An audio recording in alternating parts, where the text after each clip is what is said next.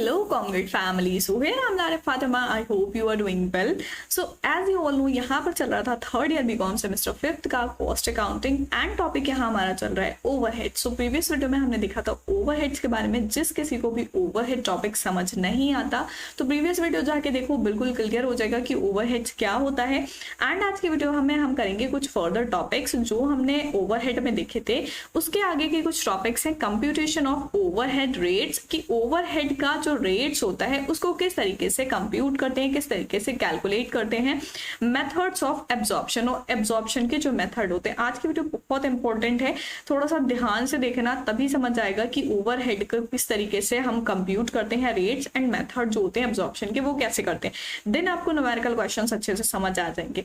So start करते हैं आज की वीडियो एंड देखते हैं सबसे पहले कंप्यूटेशन ऑफ ओवरहेड रेट्स। ठीक है, to see how overhead are absorbed in cost of production. Absorption of overhead means recovery of overhead in cost of production. अब यहाँ देखो क्या बोला है कि कैसे करके जो ओवरहेड एब्जॉर्ब हो रहा है कॉस्ट ऑफ प्रोडक्शन में उसको देखते हैं कि एब्जॉर्प्शन जो है ओवरहेड का, उसका मतलब क्या है कि जो भी कॉस्ट ऑफ प्रोडक्शन है उसमें जो ओवरहेड है उसकी रिकवरी करना। ओवरहेड मींस जो भी इनडायरेक्ट कॉस्ट है। ठीक है, it means charging of overhead to cost centre in such manner that the cost of production of such unit include an appropriate or equal share of overhead of cost center। अब यहाँ पर क्या बोला है कि इसका मतलब क्या है कि जो भी ओवरहेड चार्ज किए जा रहे हैं कॉस्ट सेंटर पर वो इस तरीके से किए जाएं कि जो भी कॉस्ट ऑफ प्रोडक्शन में ऐसी यूनिट आ रही हैं उसमें जो इक्वल शेयर है ओवरहेड का वो कॉस्ट सेंटर में इंक्लूड हो। ठीक है,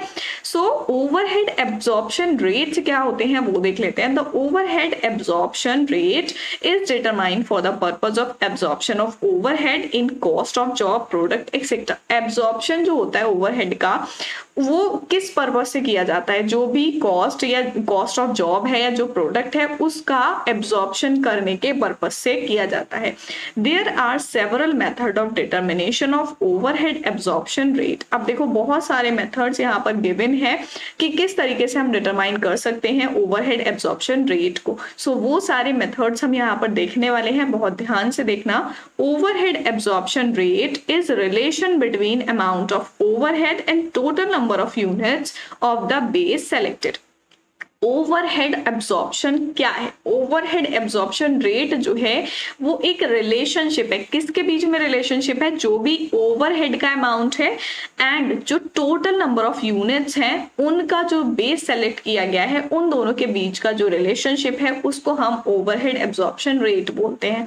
अब ओवरहेड एब्जॉर्प्शन रेट का फॉर्मूला आपको देखने को मिल रहा होगा, amount of overhead and quintile और वैल्यू बेस। जो बेस लिया गया है, जितने भी टोटल नंबर यूनिट्स हैं उनका जो बेस लिया गया है एंड जो ओवरहेड का अमाउंट है उससे हम निकाले थे ओवरहेड एब्जॉर्प्शन रेट। क्लियर हो गया क्या होता है एब्जॉर्प्शन रेट। एंड नेक्स्ट हम देखेंगे कि कौन कौन से रेट होते हैं जिनको हम ओवरहेड एब्जॉर्प्शन रेट बोलते हैं। So first one is actual rate. Actual rate क्या होता है? Actual rate is determined by dividing actual overheads incurred during period by actual quantity और वैल्यू ऑफ बेस सेलेक्टेड। अब देखो एक्चुअल रेट का क्या मतलब है कि जो भी एक्चुअल ओवरहेड हो रहे हैं उसकी डिवाइड करते हैं जो भी एक्चुअल क्वांटिटी है या फिर जो बेस सेलेक्ट किया है। ठीक है, सो एक्चुअल रेट किस तरीके से निकलेगा? Actual overhead expense incurred dividing in period, मतलब पूरा जो टाइम पीरियड है उसमें जितने भी एक्चुअल ओवरहेड एक्सपेंस हो रहे हैं एंड अपॉन डिवाइड किससे करेंगे? एक्चुअल क्वांटिटी या फिर value of base related to production during the period. जो भी प्रोडक्शन पीरियड के टाइम में जो बेस सेलेक्ट किया गया है वो ले लेंगे या फिर एक्चुअल क्वांटिटी ले लेंगे। एंड देन नेक्स्ट है pre determined rate. Pre determined rate क्या होता है? This is rate is decide on the basis of budget, overhead and budgeted basis for certain period. अब देखो प्री डिटरमाइंड का यहाँ पर क्या मतलब है कि पहले से डिटरमाइन कर लिया। ठीक है, तो पहले से जो डिटरमाइन कर लेते हैं उसको क्या बोलते हैं? Budgeted overhead. बजटेड का मतलब कि स्टार्टिंग में हम ये बजट लेके चल रहे हैं कि इतने रहेंगे। ठीक है, सो वो हो जाता है प्री डिटरमाइंड। इसमें आ जाएगा हमारा budgeted overhead and budgeted base जो होगा। सो प्री डिटरमाइंड रेट किस तरीके से निकल के आएगा? Budgeted overhead for the period and budgeted base of the period. Clear हो गया? प्री डिटरमाइंड का मतलब budgeted overhead and budgeted base. Then next है ब्लैंकेट रेट। ब्लैंकेट वो वाला ब्लैंकेट नहीं है यहाँ पर ओढ़ने वाला, ब्लैंकेट रेट है। This is single or general overhead rate applicable to the whole factory. अब देखो ये एक ऐसा सिंगल रेट है जो पूरी फैक्ट्री पर अप्लाई होता है एंड सारे ओवरहेड रेट्स इसमें आते हैं। It is suitable in where several product pass through many departments. ये किस चीज के लिए सुटेबल है? जब बहुत सारे डिपार्टमेंट से अलग अलग प्रोडक्ट्स निकलते हैं तो उसके लिए हम ब्लैंकेट रेट ले लेते हैं। ब्लैंकेट का मतलब कि इसमें सारे प्रोडक्ट आ जाएंगे, ठीक है। तो ब्लैंकेट रेट कैसे निकालते हैं? Overhead cost of entire factory. Entire factory का मतलब कि सारे डिपार्टमेंट के, ठीक है, जितने भी डिपार्टमेंट है जैसे रॉ मटेरियल का और फिनिश प्रोडक्ट का, तो सारी चीजों का अलग अलग होगा। तो उसमें जो भी एंटायर फैक्ट्री, पूरी फैक्ट्री में जो भी ओवरहेड कॉस्ट है वो ले लेंगे and total quantum of base selected, जितना भी बेस सेलेक्ट किया होगा उसका टोटल क्वांटम, ठीक है। तो ब्लैंकेट रेट समझ में आ गया किस तरीके से निकालेंगे। देन नेक्स्ट है मल्टीपल रेट। मल्टीपल रेट क्या होता है? A concern may use multiple overhead rates separately for each producing department, for each service department, for each cost center and for each product line. अब देखो इसमें सारी चीजें अलग अलग बताई गई हैं कि जहां पर सारे रेट्स को अलग अलग किया जाए, सेपरेटली किया जाए। जो भी डिपार्टमेंट प्रोड्यूस कर रहे हैं, जो भी सर्विस डिपार्टमेंट है, जो भी कॉस्ट सेंटर है, या जो भी हर एक प्रोडक्ट लाइन है, उन सबको सेपरेटली यहाँ पर दिखाया जाएगा। It is determined where the product line are varied or machinery is used for varying degree in different department। varying का मतलब भी यहाँ पर different है, change है, ठीक है, कि अलग अलग मशीनरी यूज होती है अलग अलग प्रोडक्ट लाइन में, अलग अलग डिपार्टमेंट में, तो वो डिटरमाइन करना। तो मल्टीपल ओवरहेड जो होगा वो किस तरीके से निकलेगा? ईच डिपार्टमेंट कॉस्ट सेंटर और प्रोडक्ट, मतलब हर डिपार्टमेंट का निकाल रहे हैं तो हर एक डिपार्टमेंट का होगा, हर डिपार्टमेंट का, each department and corresponding base से हम इसको डिवाइड कर देंगे, सो वहां पर हमारा रेट निकल के आ जाएगा। द नेक्स्ट पॉइंट हम देखेंगे methods of absorption of overhead. क्या मेथड्स यूज किए जाते हैं ओवरहेड को एब्जॉर्प्शन के लिए, ठीक है। सो फर्स्ट है मशीन आर रेट। ये आपको बहुत अच्छे से समझना है क्योंकि न्यूमेरिकल क्वेश्चन आपके इसी से रिलेटेड आते हैं।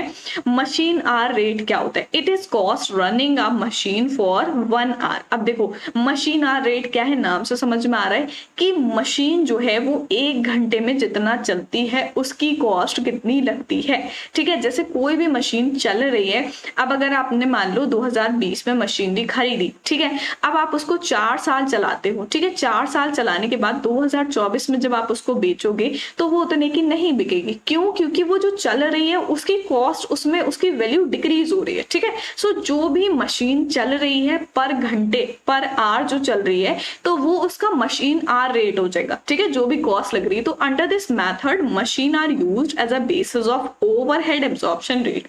तो इस मेथड में हम क्या करते हैं? मशीन को यूज करते हैं एज अ बेसिस जो भी ओवरहेड एब्जॉर्प्शन रेट होता है। तो किस तरीके से निकालेंगे? Machine hour rate production overhead upon machine hour. Overhead production है एंड मशीन पर आवर जो लगा रही है उतनी कॉस्ट लगा लेंगे, ठीक है। देन सेकेंड पॉइंट है compute of machine hour rate. फिर मशीन आर रेट कंप्यूट करना। Computation of machine hour rate involves the following. अब मशीन आर रेट किस तरीके से कैलकुलेट करेंगे वो देखेंगे। फर्स्ट है यहाँ पर consider each machine or a group as a separate cost centre.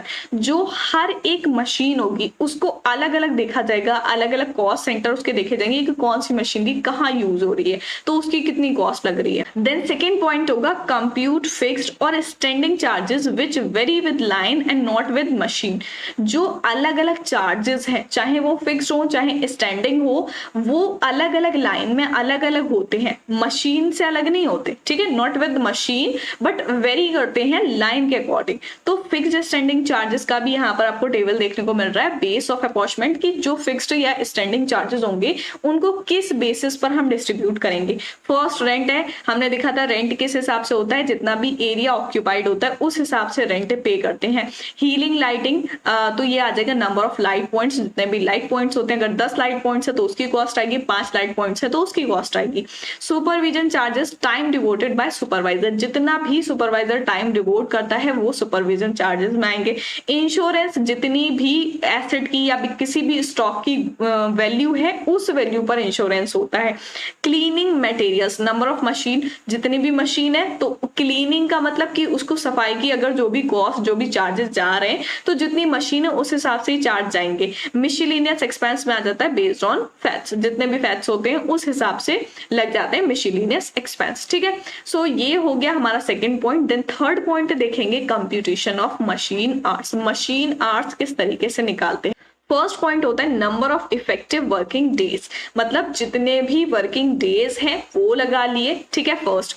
उसके बाद number of working hour per day, days लगाए कि भाई 8 दिन अगर मान लो काम किया। ठीक है, अब 8 दिन में एक दिन में कितने घंटे काम किया, number of working per day. ठीक है, पर डे कितने घंटे काम किया। अब टोटल वर्किंग आवर्स आ गए कि टोटल वर्किंग आवर्स इतने आ गए कि अगर 8 दिन काम किया, ठीक है, 8 डेज वर्क किया एंड एक दिन में अगर उसने 5 घंटे काम किया तो 8 दिन में कितना किया होगा, 40 आवर्स। ठीक है, तो इस तरीके से निकल के आ गए hours, total working hours. Then उसमें से लेस कर देंगे number of hours required for machine and repair, machine के लिए रिपेयर के लिए जितने भी आवर्स रिक्वायर होंगे उसको माइनस कर देंगे।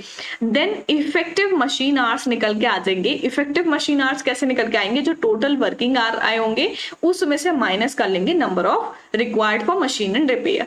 उसके बाद unproductive setup time and effective machine hours उनको माइनस कर लेंगे। ठीक है, इफेक्टिव मशीन आवर्स जितने निकल के आए उतने अनप्रोडक्टिव सेटअप टाइम जो है उसमें से फिर माइनस करके हमारा आ जाएगा मशीन आवर। ठीक है, सो इस तरीके से मशीन आवर निकाला है। मशीन आवर निकल के आ गया, उसके बाद लगाने हैं स्टैंडिंग चार्जेस पर आवर, फिर रनिंग चार्जेस लगाने हैं हर मशीन के। अब रनिंग चार्जेस कैसे होंगे, इसमें मैं आपको सारी चीजें समझा रही हूँ कि किस तरीके से आपकी सारी चीजें लगनी है, बट जब आप क्वेश्चन करोगे तो वहां पर सारी चीजें गिवन नहीं होंगी, बट आपको पता होना चाहिए कि किस तरीके से आपको निकालना है। फर्स्ट है running charges and bases of appointment. Running charges जो होंगे उनको किस बेसिस पर डिस्ट्रीब्यूट करोगे। फर्स्ट है डेप्रिसिएशन। डेप्रिसिएशन जो होगा वैल्यू या यूजफुल लाइफ जितनी भी एसेट की वो आ जाएगी। Repair and maintenance machine hours जितने हैं एंड पावर मोटर रीडिंग या एचडी मशीन आवर्स जितने होंगे और मिसलेनियस एक्सपेंस आएंगे इक्विटेबल बेसिस पर बेस्ड ऑन फैक्टर। ठीक है, ये आ गया रनिंग चार्जेस। उसके बाद लगाएंगे hourly running charges for each machine. हर एक मशीन कितने घंटे वर्क कर रही है वो उसके आर्ली चार्जेस होंगे। आर्ली रनिंग चार्जेस कैसे निकल के आएंगे, total running charges upon machine our, जितने भी रनिंग चार्जेस हैं एंड जितने घंटे वो वर्क कर रही है डिवाइड कर देंगे, देन निकल के आ जाएंगे चार्जेस। ठीक है, सो ये हो गया। Then next point and last point हम देखेंगे machine hour rate. Machine hour rate किस तरीके से निकालेंगे, क्योंकि ये जो हम निकाल रहे थे वो मशीन आवर का ही निकाल रहे थे। Format for computation for machine hour rate. Machine hour rate निकालने का क्या फॉर्मेट है, कभी कभी क्वेश्चन में आपको ये भी बोला होता है सिंपल से कि बस मशीन आवर रेट निकालो, तो मशीन आवर रेट किस तरीके से निकालोगे वो यहाँ पर गिवन है। सो इसके न्यूमेरिकल क्वेश्चंस भी मैं करवाऊंगी कि मशीन आवर रेट कैसे निकालते हैं, बट पहले आपको ये देखना है कि कैसे निकालेंगे, फॉर्मेट क्या है, क्या क्या चीजें उसमें लगाएंगे। सो फर्स्ट है स्टैंडिंग चार्जेस। स्टैंडिंग चार्जेस में आ जाएंगे रेंट रेट। कैसे लगाते हैं, बेसिस क्या है वो आपको पता होना चाहिए। Healing, lighting, supervision charges, insurance and miscellaneous expense. जैसे अभी हमने देखे स्टैंडिंग चार्जेस आ गए, सारे टोटल कर लिया। ठीक है, अब स्टैंडिंग चार्जेस जो है वो स्टैंडिंग पर आवर कितने आ जाएंगे, तो standing charges effective machine our. ठीक है, वो निकल के आ गया। एंड देन लगाएंगे running charges. Running charges expense per hour. तो रनिंग चार्जेस में क्या आ जाएगा कि जितने भी घंटे वर्क करिए उसमें क्या क्या एक्सपेंस लग रहे हैं। फर्स्ट आ जाएगा डेप्रिसिएशन। ठीक है, जितनी भी वो चल रही है उसकी वैल्यू जो है वो डिक्रीज हो रही है। पावर कितनी ले रही है, repair, maintenance, consumer and lubricant और मिसलेनियस एक्सपेंस। तो ये सारे आ गए। देन हम निकालेंगे इससे मशीन आवर रेट। ठीक है, तो इस तरीके से हमें मशीन आवर रेट निकालना है, ये सारी चीजें लगानी है। नेक्स्ट वीडियो में हम इसका न्यूमेरिकल क्वेश्चंस भी करेंगे। ठीक है, सो सेकंड पॉइंट है हमारा लेबर आवर रेट। अभी हमने देखा कि मशीन आवर रेट कैसे करके निकालते हैं। देन सेकंड पॉइंट है लेबर आवर रेट क्या होता है, कैसे निकालेंगे। This method is refer to production hour rate method and adopted in those factor where labour prominent. यहाँ पर क्या बोला है, इसको हम बोलते हैं कि प्रोडक्शन आवर रेट मेथड भी है ये, कि जितनी भी लेबर है, जितना भी जो भी फैक्टर है वो कितना वर्क कर रहे हैं। ठीक है, it express the relationship between the expense incurred other than wages paid to worker and number of machines hour put by worker during the period. किसी भी टाइम पीरियड में जो भी एक्सपेंसेस होते हैं एंड जो भी वेजेस पेड किए जा रहे हैं वर्कर्स को उनके अलावा, एंड जो भी नंबर ऑफ मशीन्स हैं उनका जितना वर्किंग आवर निकल के आ रहा है, उन दोनों के बीच का जो रिलेशन होता है उसको हम लेबर आवर रेट बोलते हैं। किस तरीके से निकालेंगे? बजटेड लेबर आवर जो निकालेंगे, नंबर ऑफ वर्कर्स, ठीक है, number of workers employed during the period into number hour for which factor works each day. जितना भी आर होगा कि जो एक दिन दिया गया है आपको, उसमें कितने घंटे वर्क कर रहे हो, मल्टीप्लाई कर देंगे, देन वो बजटेड लेबर आवर निकल के आ जाएगा। अब लेबर रेट कैसे निकलेगा? बजटेड और actual overhead and expenses budgeted और एक्चुअल लेबर आवर, ठीक है। सो इसको डिवाइड कर लेंगे, देन हमारा निकल के आ जाएगा labour rate.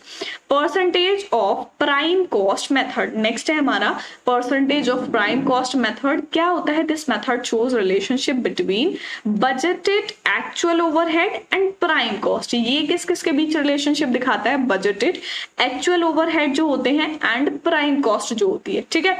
This method is used where standard product require constant quality of material and number of labour hour produce. इसमें क्या होता है, जितना भी स्टैंडर्ड प्रोडक्ट होता है उसको जितनी भी कांस्टेंट क्वालिटी की जरूरत होती है, मटेरियल की जरूरत होती है and number of labour hour की जरूरत होती है कि इतने घंटे लेबर लगेगी तो ये प्रोडक्ट जाके बनेगा, ठीक है। सो प्राइम कॉस्ट का मतलब यहाँ पर क्या है कि परसेंटेज कैसे निकालेंगे प्राइम कॉस्ट की? परसेंटेज है तो परसेंटेज के लिए 100 से मल्टीप्लाई तो करेंगे ही, ठीक है। जहां भी परसेंटेज आता है तो उसके हम 100 से मल्टीप्लाई करते हैं। एंड यहाँ पर बोला किस किस के बीच का रिलेशन है? बजटेड एक्चुअल ओवरहेड का एंड बजटेड प्राइम कॉस्ट का। दोनों को डिवाइड कर लेंगे, 100 से मल्टीप्लाई कर लेंगे, देन परसेंटेज निकल के आ जाएगी।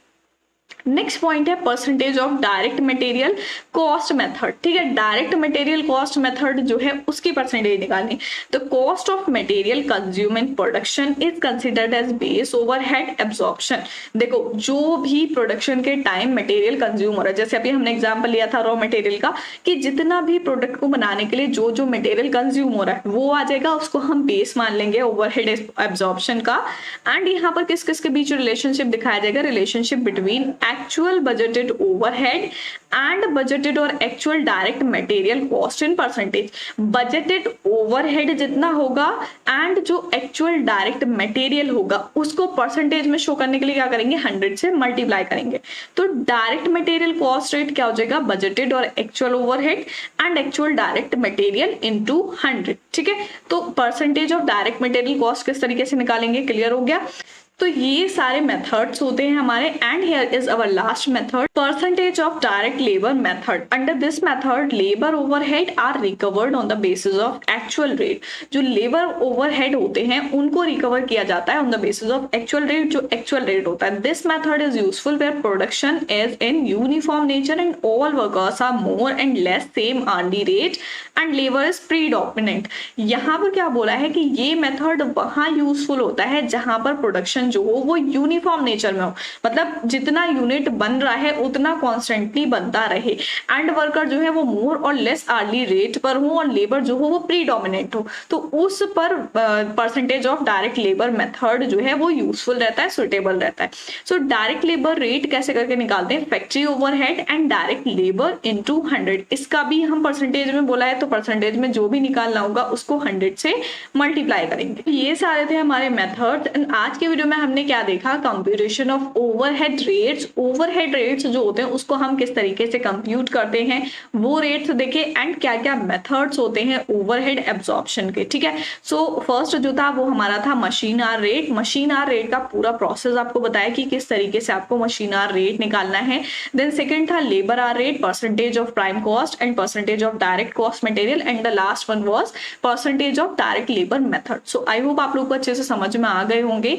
एंड देन नेक्स्ट वीडियो में करेंगे हम इसका न्यूमेरिकल क्वेश्चंस। सो मिलते हैं नेक्स्ट वीडियो में, तब तक के लिए गुड बाय।